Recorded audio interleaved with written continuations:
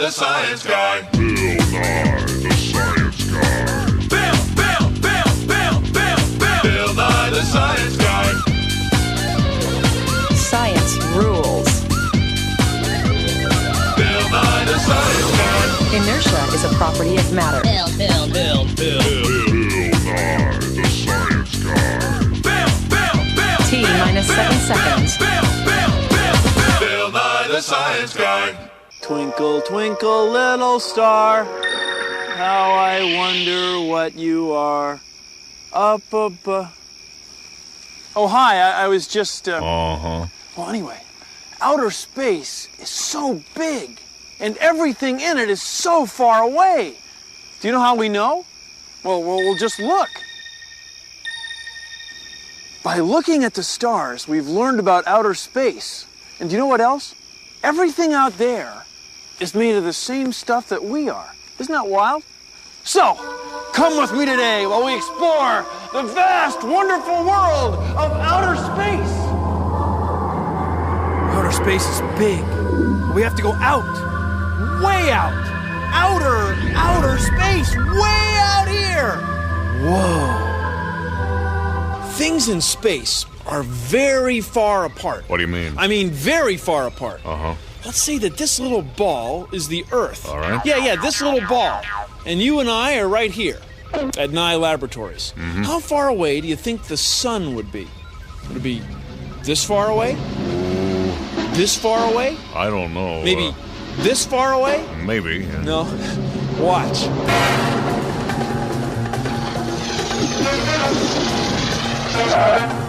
Would be this far away. Whoa. 20 meters. That's right. If the Earth were this big, the sun would be this big, and they'd be that far apart. Now, what about the planets and other stars and galaxies? I don't know. Well, they're really far apart. I mean, they're way out there. Our Earth is big, and so is our solar system, sure. But look at the sky at night. Some of those points of light aren't stars. No, they're groups of billions of stars. But they look like a single point of light because they're so far away. Whoa. Whoa. Whoa. Whoa. Whoa. Whoa. How long do you think it would take me to get from here to where you are? Well, let's see. Here I come. Took about a second, right? How long do you think it would take the fastest thing in the universe to get from here down there? How long? Well, a lot less than a second, I'll tell you. Here's the fastest thing in the universe. It's light. Light goes 300,000 kilometers every second.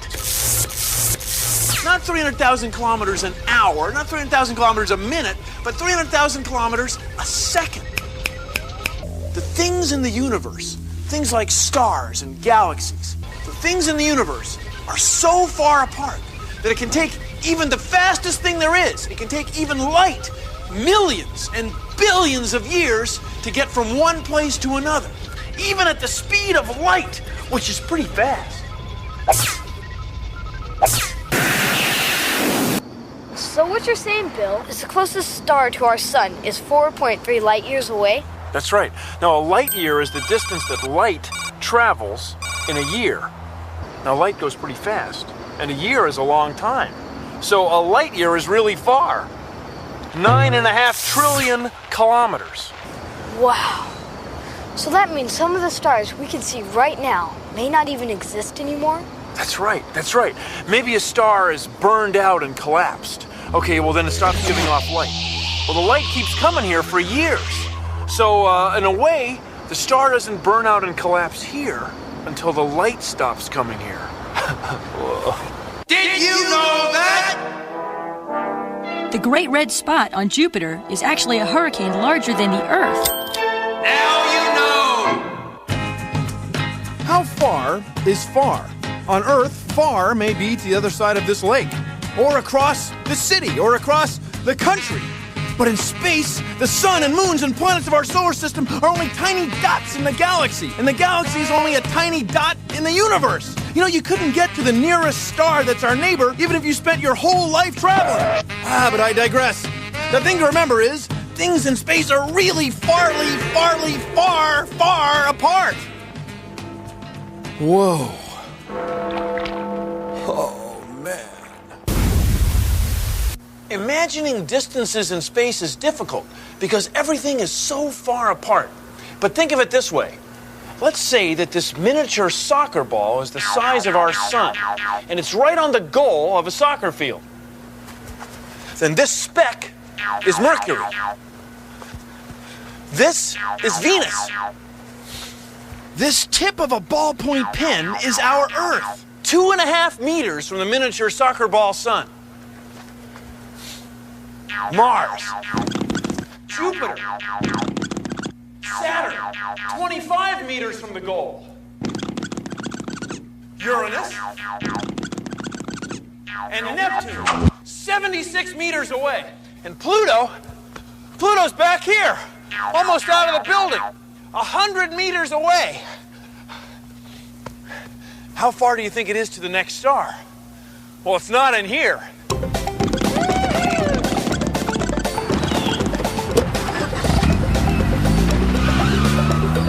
Kids, don't drive this way at home.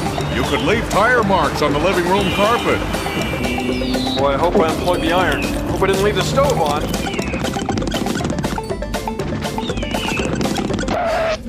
It would be here. The nearest star would be here. 7 hours of highway driving, about 700 kilometers away. And that's only if you think of the star as being this big. I mean, real stars are huge, enormously huge, Right. enormously, bigly huge. All right, already. Nothing like this. You couldn't get to the nearest star if you traveled your entire lifetime. No way. It's kind of cold out here. Have you ever heard of the Big Dipper? The Big Dipper is a constellation. Now, a constellation is a group of stars that we've given a name to help us find certain stars or recognize them. Now, ancient Greek and Roman astronomers gave all sorts of constellations names, and we still use a lot of those names today, like Orion the Hunter, Cassiopeia the Queen, and the Big Dipper. You know, I don't think the Big Dipper was an ancient Greek or Roman name.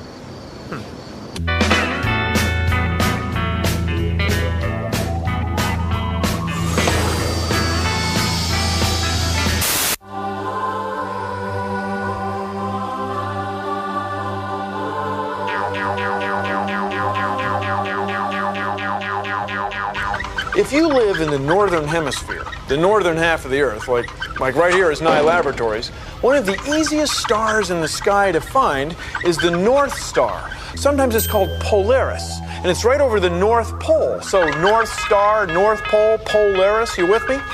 Anyway, the Earth's axis, the imaginary line that the Earth spins around, seems to point right to Polaris. So let's take a look through the window of science. You see, Polaris is on the end of the handle of the Little Dipper, and the two stars that form the front of the cup of the Big Dipper make an imaginary line that seems to point right to Polaris. Now get a good look at it, because Polaris won't always be our North Star. No, the Earth's axis is wobbling, just like the axis of this top. See how it forms a small circle? The same is true of the Earth's axis. And eventually, it won't be pointing to Polaris, it'll be pointing to another star, to Vega. But that won't be for about, 12,000 years. So I wouldn't wait up for it. Okay.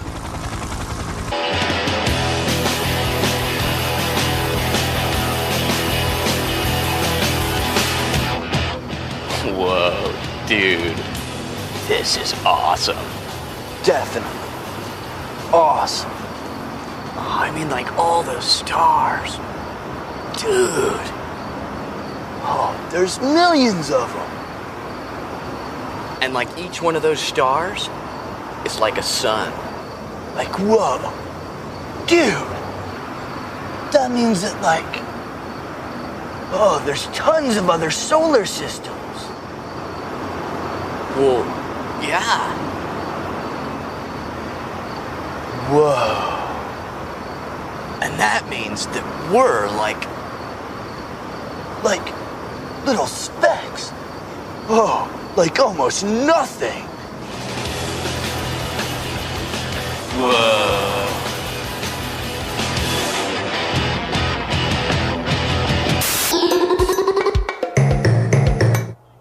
People have always used their eyes to study stars and planets. Sometimes they use astrolabes. You can make one. All you need to do is cut out a piece of cardboard so it looks like this. Then take a protractor and mark off every 10th degree.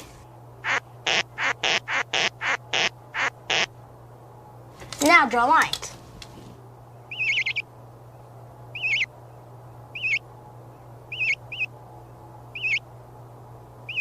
Now label them.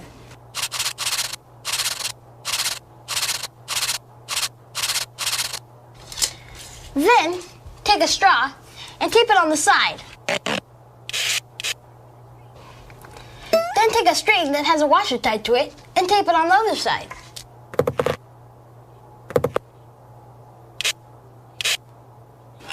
There, you're set.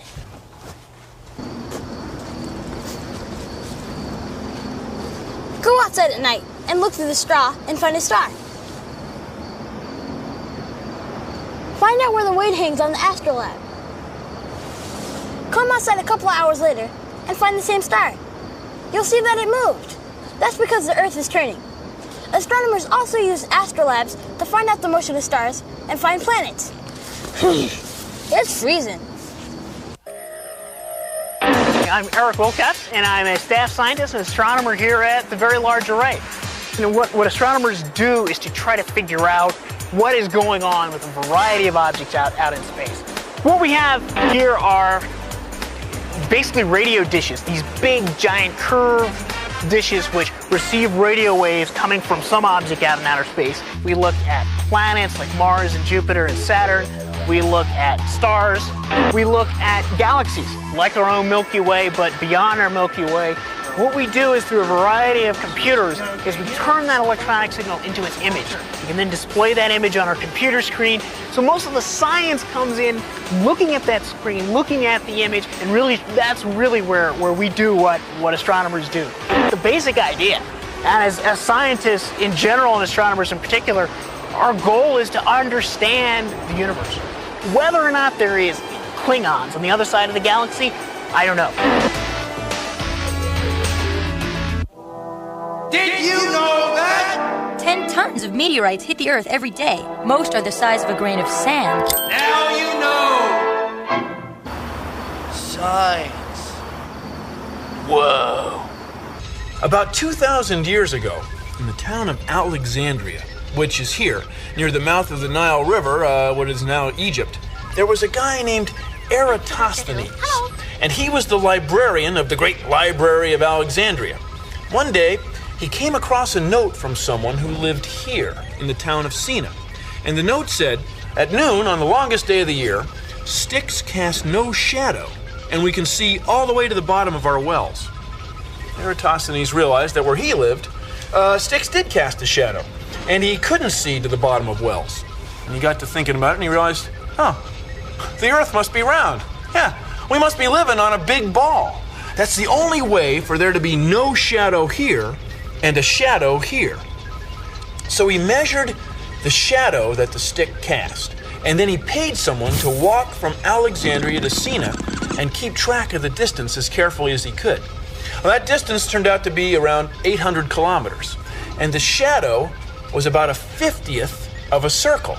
So then he multiplied 50 times 800, and he got 40,000 kilometers, and that's the distance around the Earth, what we call the circumference of the Earth.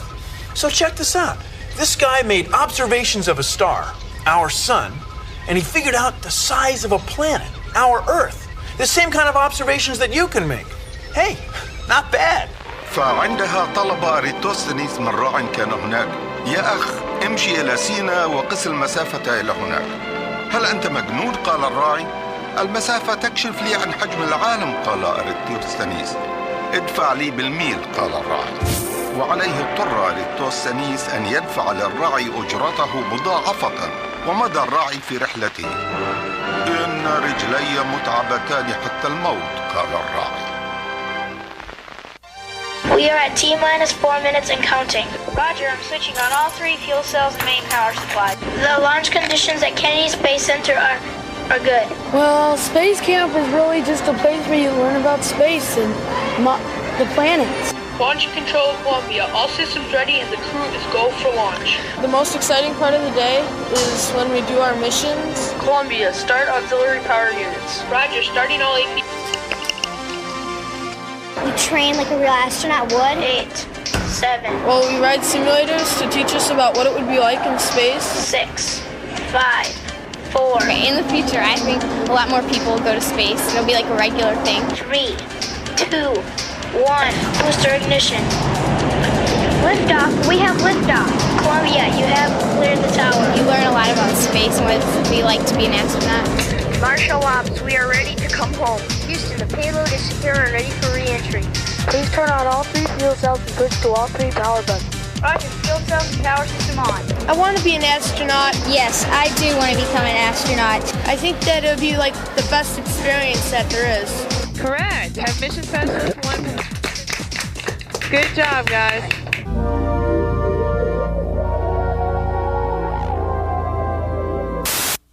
Welcome back to the Star Cook. Thank you. Welcome back. I'm Michaela, and I'm here with my very special guest, Mr. Bill Nye. Thank you, everyone. Michaela, it's so good to be back on the show, and you are looking fabulous. Thank you. You too. Oh, thank you, Michaela. So tell me, Bill, what are we going to do today? We have here the ingredients to make virtually anything. Oh, these are different kinds of atoms. That's right. These are all the different elements, all the different kinds of atoms in the universe.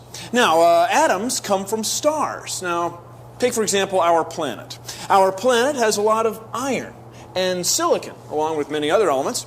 And our star has a lot of hydrogen and helium. Now, Michael, oh, that's our hydrogen. Almost lost it there. It's okay, everybody, it's okay. Now, Michaela, you and I are 65% water. Right. Now, what's water? H2O. That's right, H2O. I have some water here, which I prepared earlier. Well, of course. And the water is 2 parts H and 1 part O. H2O, water. So with this here, we can make virtually anything. Well, actually, no. Because in order to make all these atoms, you need the force of exploding stars and billions of years. But brownies, on the other hand, only take about 35 minutes. And even brownies are made of atoms. That's right. Oh, Bill, this looks fabulous. People, it looks fabulous, doesn't it? Oh, thank you. Here, Michael, you please have the first one. Oh, thank you. Oh, delicious. We'll be right back. Thank you. Now, people say, why make observations of stars? Why look into space? Are you kidding me? It gives you a perspective of where you are in the universe, of what we do all day. I mean, what are you trying to make some kind of joke? I mean, we are made of the same material as stars. Stars, you, me, the camera, the television you're watching, everything made of the same stuff that stars are made of. So you have to study stars in order to understand what we're made of, for crying out loud. Whoa.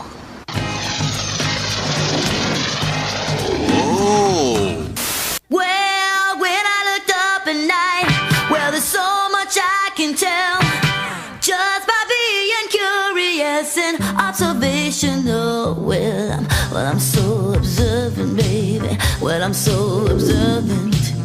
I'm so observant of the sky. Well, we're in a solar system, and solar that means sun, and the sun is one star in a galaxy of billions and billions. Well, I'm so observant, baby. Well, I'm so observant. I'm so observant of the sky. Now its immensity's impressive, and as if that's not enough, stars plan all made of the same stuff. Well, we're all made of atoms, baby. We're all made of atoms. We're all made of atoms, you and I.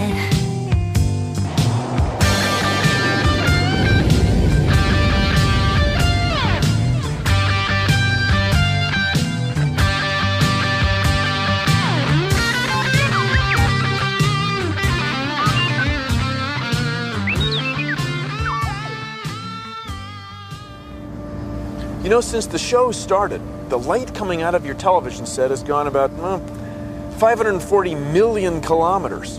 Now, if it happens to be headed in the direction of the nearest star, Alpha Centauri, it's got another 41 trillion kilometers to go.